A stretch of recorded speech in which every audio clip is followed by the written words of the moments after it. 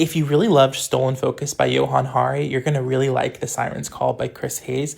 It's in dialogue with books like Amusing Ourselves to Death by Neil Postman, or maybe you liked The Shallows by Nicholas Carr. What's so poignant and exciting and interesting about this book is that it's one of the only books about the attention economy that is completely caught up to date through ChatGPT. Most of the books about the attention economy, like Amusing Ourselves to Death, written in the 80s, it's a kind of foundational text in media studies.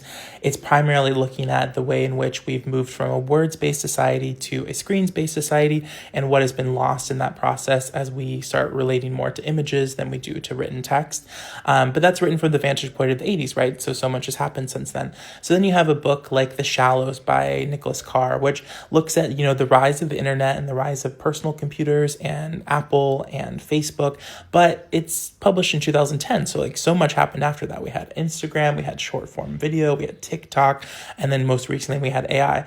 Then we get to a book like Stolen Focus by Johann Hari, which is a little bit more current. I think it came out 4 or 5 years ago, and it's looking at the ways in which all of these technologies, it's kind of focusing on Twitter and some of these other things that have fragmented and fractured our attention to the point where we are addicted to these bite-sized, responses from people online.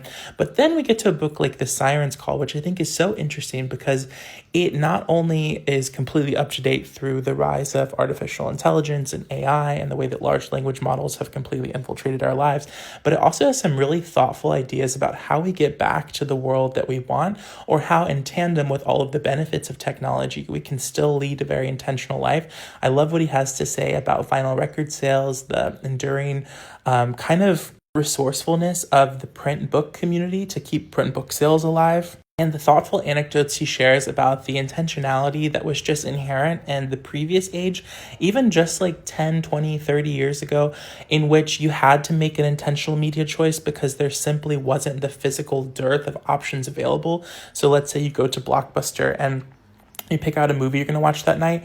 When you go home and put it in your VCR and you watch the movie, you can't just halfway through be like, oh, I'm going to put in a different thing because you only have the one movie that you rented, whereby it's so different than the age we live in now, where if you're watching a TV on Netflix, at any moment you can switch over.